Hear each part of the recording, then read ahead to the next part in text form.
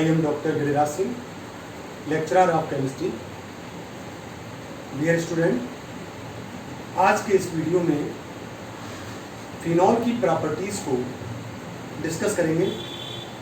Last video में phenol की methods of preparation, nomenclature और क्लासिफिकेशन को डिस्कस किया। इस वीडियो में उसकी विभिन्न प्रॉपर्टीज़ को डिस्कस करेंगे। तो आज का टॉपिक है हमारा प्रॉपर्टीज़ ऑफ फिनॉल। सबसे पहले इसकी एक फिजिकल प्रॉपर्टीज़ को थोड़ा सा देखते हैं। पहला, ये सब फिजिकल प्रॉपर्टीज़ रहेंगी इस पॉइंट के अंतर्गत। फिनॉल एक रंगहीन, कलरलेस, क्रिस्टलाइन सॉलिड होता है। क्रिस्टल ये ठोस होता है, क्रिस्टलाइन सॉलिड, और ये जल के अंदर अल्प विलय होता है, स्पाइरिंगली सॉल्युबल इन वाटर। अल्कोहल और ईथर में ये पूर्णतया विलय होता है, और ये एक कोरोसिव कंपाउंड है, संक्षारण योग्य है, कोरोसिव कंपाउंड। अगर ये कहीं त्वचा पर लग जाता है तो त्वचा पर फफोले डाल देता है, ये संक्षारक होता है, इसलिए ये एक संक्षारक यौगिक है। तो ये रहा हमारा इसका कुछ फिजिकल प्रॉपर्टीज। हम लोग डिस्कस करते हैं इसका केमिकल प्रॉपर्टीज में। पहला पॉइंट है इसका बहुत ही इंपॉर्टेंट, अम्लीय प्रकृति, एसिडिक नेचर। ये काफी इंपॉर्टेंट टॉपिक है। फिनॉल अम्लीय प्रकृति के होते हैं, जबकि अल्कोहल उदासीन प्रकृति के होते हैं। क्यों? दूसरा तरीके से आता है क्वेश्चन, एथिल अल्कोहल उदासीन होता है जबकि फिनॉल अम्लीय होता है। क्यों? तो इसको हम समझेंगे कि फिनॉल अम्लीय क्यों होते हैं, अल्कोहल उदासीन क्यों होते हैं। इसका एग्जाम्पल लेते हैं हम लोग। सबसे पहले हमने एक अल्कोहल का एग्जाम्पल लिया, एथिल अल्कोहल CH3CH2OH, और यहाँ दो लोन पेयर ऑफ इलेक्ट्रॉन होते हैं ऑक्सीजन पर। एथिल अल्कोहल जब आयनन करता है तो ये CH3CH2O, इसका भी बॉन्ड टूट के इलेक्ट्रॉन यहाँ आ जाते हैं, तो यहाँ पर अब 6 इलेक्ट्रॉन्स हो जाते हैं, और ये प्रोटॉन के रूप में ये निकल जाता है। ये प्रोटॉन दे, यहाँ पर ये इथॉक्साइड आयन बनता है। इथॉक्साइड आयन ये केवल सॉल्वेशन आयन, सॉल्वेशन के कारण ही स्थायित्व को प्राप्त करता है। और अगर इसका आयनन स्थिरांक देखें तो इसका मान होता है 10 की पावर -16, यानी इसका स्थायित्व बहुत कम होता है। अल्कोहल सदैव इस फॉर्म में रहना पसंद करते हैं, इसलिए प्रोटॉन अवेलेबल नहीं होता और ये उदासीन होते हैं। इस इथॉक्साइड आयन के अंदर no resonance is possible. No resonance, अनुनाद नहीं पाया जाता। नो रेजोनेंस पॉसिबल, केवल सॉल्वेशन के कारण स्थायित्व प्राप्त करता है। इसके विपरीत अगर हम बात करें फिनॉल की, ये हमारा फिनॉल है, OH, यहां दो जोड़े। फिनॉल जब आयनित होता है तो फिनॉक्साइड आयन देता है।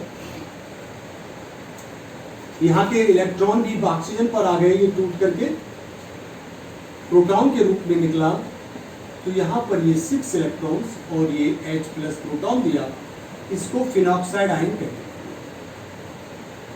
इसका जो आयनन स्थिरांक है उसका मान है 10 की पावर -10, और तुच्छ होता है। इसलिए फिनॉल सदैव इस फॉर्म में उपस्थित रहते हैं, आयनित फॉर्म में, और प्रोटॉन हमेशा अवेलेबल रहता है, इसलिए ये अम्लीय प्रकृति के होते हैं। दूसरा, ये सॉल्वेशन के कारण भी स्थायित्व प्राप्त करते हैं, और इसके अंदर अनुनाद भी पाया जाता है। दो चीजें पाई जाती हैं, इसलिए ये स्टेबल होता है। तो जरा हम देखते हैं इस फिनॉक्साइड आयन के अनुनादी संरचनाएं कैसे बनती हैं। तो ये सबसे पहला है इसका फर्स्ट, ये इसके पास 6 इलेक्ट्रॉन्स हैं निगेटिव। ये पहली इसकी स्ट्रक्चर है। ये अब इलेक्ट्रॉन का ये जोड़ा निकल करके यहाँ आता है, और ये चार्ज निकल करके इस जगह पर आते हैं। तो यहाँ से फिर एक दूसरी अनुनादी संरचना बनती है। ये यहाँ डबल बॉन्ड आ गया, ऑक्सीजन पर 2 जोड़े रह गए, और ये इलेक्ट्रॉन का जोड़ा यहाँ आ गया। ये तो ये सेकेंड इलेक्ट्रॉन, अगले इसमें क्या होगा, ये जोड़ा यहाँ आएगा और ये निकल करके जोड़ा यहाँ आएगा, तब एक और अनुनादी संरचना बनती है। इस तरीके से ऑक्सीजन के हमने दो जोड़े लगा दिए, ये यहाँ बॉन्ड बन गया, ये जोड़ा भी यहाँ, एक तीसरी संरचना और बनेगी, ये जोड़ा भी यहाँ पर शिफ्ट होगा और ये जोड़ा निकल करके ये पाई इलेक्ट्रॉन्स यहाँ आएंगे और एक हमारी और स्ट्रक्चर बनेगी अनुनादी संरचना, वो ये बनेगी, ये यहाँ 4 इलेक्ट्रॉन, ये यहाँ आया और ये यहाँ आया। इस तरीके से हमने देखा कि ये फिनॉक्साइड आयन का जो ऋणावेश है, ये इलेक्ट्रॉन बेंजीन के पाई इलेक्ट्रॉन के साथ अनुनाद प्रदर्शित करते हैं और जिस किसी भी यौगिक के आयन की जितनी ज़्यादा अनुनादी संरचनाएं होंगी उसकी स्टेबिलिटी भी उतनी अधिक होती है और वो उतना ही ज़्यादा स्टेबल होता है। तो यहाँ ये है, ये हमने प्रदर्शित किया है resonating structures of phenoxide ion, phenoxide ion की अनुनादी संरचनाएं, और इनके कारण ही ये स्टेबल होता है। इसका आयनन स्थिरांक का मान उच्च है, एल्कोहल की तुलना में 10⁻⁻10 होता है, इसके कारण ये फिनॉल अम्लीय प्रकृति के होते हैं। दूसरा हम और देख पा रहे हैं, इस फिनॉल की जो बेंजीन रिंग है उसकी आर्थो और पैरा पोजीशन पर इलेक्ट्रॉन का घनत्व अधिक होता है, इसलिए जब इसके अंदर इलेक्ट्रॉन स्नेही अपक्रियाएं होंगी बेंजीन न्यूक्लियस पर, तो उसमें आर्थो और पैरा पोजीशन पर ही कोई ग्रुप आकर के जुड़ेगा। ये भी चीजें यहाँ से हम समझ सकते हैं। अगर इसके एसिडिक कैरेक्टर की बात करें, क्या फिनॉल अम्लीय है, तो ये नीले लिटमस पेपर को लाल कर देता है, ब्लू लिटमस पेपर को रेड कर देता है, जो कि अम्ल का एक प्रमुख लक्षण है। ये लक्षण भी इसकी अम्लीय प्रकृति को प्रदर्शित करता है। दूसरा हम देख सकते हैं, अगर फिनॉल को हम किसी क्षार के साथ अपक्रिया कराएं जैसे NaOH, तो हम जानते हैं अम्ल और क्षार मिलकर लवण और जल बनाते हैं, तो फिनॉल भी क्षार के साथ क्रिया करके ये लवण बनाया सोडियम फिनोलेट और जल बनाया, तो ये रिएक्शन भी ये पुष्टि करती है कि फिनॉल अम्लीय प्रकृति के होते हैं। तो इस रिएक्शन की सहायता से भी हमने इसके अम्लीय लक्षण को समझा। आइए अब हम थर्ड प्रॉपर्टी चलते हैं, reaction with zinc dust, zinc धूल के साथ जिंक डस्ट। तो सबसे पहले हम ये देख रहे हैं कि फिनॉल के अंदर C6H5OH समूह, तो इसके अंदर दो ग्रुप है, एक बेंजीन न्यूक्लियस है ये, दूसरा ये OH ग्रुप है। तो हम कुछ रिएक्शंस इसकी OH ग्रुप की देखेंगे, कुछ बेंजीन न्यूक्लियस की रिएक्शंस देखेंगे।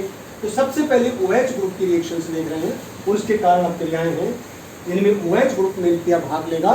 तो देखते हैं पहला रिएक्शन विद जिंक डस्ट। जब फिनॉल को जिंक धूल के साथ आश्रित किया जाता है तो फिनॉल की ऑक्सीजन रिमूव हो जाती है और हाइड्रोजन वहां जुड़ जाता है और बेंजीन बनती है। तो ये कन्वर्जन है हमारा, फिनॉल से बेंजीन कैसे प्राप्त करनी है। तो हमारा सबसे अच्छा है कि इस फिनॉल को हम जिंक धूल के साथ आश्रित करा दें। ये हमने जिंक डस्ट लेते हैं यहाँ पर और इसको डिस्टिल किया, आश्रित कराया, तो ये जिंक ऑक्साइड निकल जाता है और हमें बेंजीन प्राप्त होती है। ये बेंजीन प्राप्त हो गई और फिनॉल से बेंजीन प्राप्त। तो ये हमारा प्रॉपर्टीज रही जिंक डस्ट के साथ। अब ये जिंक डस्ट है। आइए फोर्थ प्रॉपर्टीज को डिस्कस करते हैं, reaction with ammonia. Reaction with ammonia, जब फिनॉल की अमोनिया के साथ निर्जल जिंक क्लोराइड की उपस्थिति में रिएक्शन कराते हैं तो हमको एमीन प्राप्त होती है, एनिलीन प्राप्त होती है। और देखिए कैसे रिएक्शन होगी, C6H5OH, अमोनिया का सूत्र होता है NH3, तो उसका हमने एक H अलग कर लीजिए। एनहाइड्रस जिंक क्लोराइड की उपस्थिति में कराते हैं तो यहाँ से जल निकलेगा, NH2 ग्रुप यहाँ जुड़ेगा और बनेगा C6H5NH2 प्लस H2O। इसको एनिलीन कहते हैं या अमीनो बेंजीन भी कह सकते हो। तो फिनॉल से एनिलीन बनानी हो तो हम उसको अमोनिया के साथ इसके रिएक्शंस को कराते हैं। नेक्स्ट रिएक्शन विद PCl5, ये सारी OH ग्रुप के कारण क्रियाएं हैं। रिएक्शन विद फास्फोरस पेंटाक्लोराइड, तो जब फिनॉल की क्रिया फास्फोरस पेंटाक्लोराइड के साथ कराई जाती है तो सूक्ष्म मात्रा में क्लोरोबेंजीन बनती है और फास्फोरिल क्लोराइड और हाइड्रोजन क्लोराइड बनते हैं। ये फास्फोरिल क्लोराइड पुनः फिनॉल से क्रिया करके उसे ट्राइफिनाइल फॉस्फेट में परिवर्तित कर देता है। देखते हैं रिएक्शन किस प्रकार होती है। ये C6H5OH इसकी PCl5 से रिएक्शन कराते हैं तो यहाँ से ये टूट जाता है, ये बॉन्ड यहाँ से टूटता है और PCl5 का P 1Cl 2Cl और 3Cl यहाँ लगते हैं तो हमको तीन चीज़ें मिलती हैं। C6H5Cl क्लोरोबेंजीन मिलता है, PuCl3 मिलता है और HCl मिलता है। क्लोरोबेंजीन सूक्ष्म मात्रा में बनी फास्फोरिल क्लोराइड बना। ये फास्फोरिल क्लोराइड पुनः फिनॉल से क्रिया करता है PuCl3 और इससे क्रिया करने के बाद ये बनाता है C6H5 का होल राइस PO4 और 3HCl निकल जाते हैं, ट्राइफिनाइल फॉस्फेट बन जाता है। ये मेजर क्वांटिटी में मेन प्रोडक्ट बनता है। तो ये रिएक्शन होती है हमारी PCl5 के साथ। और हम नेक्स्ट चलते हैं एसिटिलीकरण, एसिटाइलेशन या बेंजोइलेशन।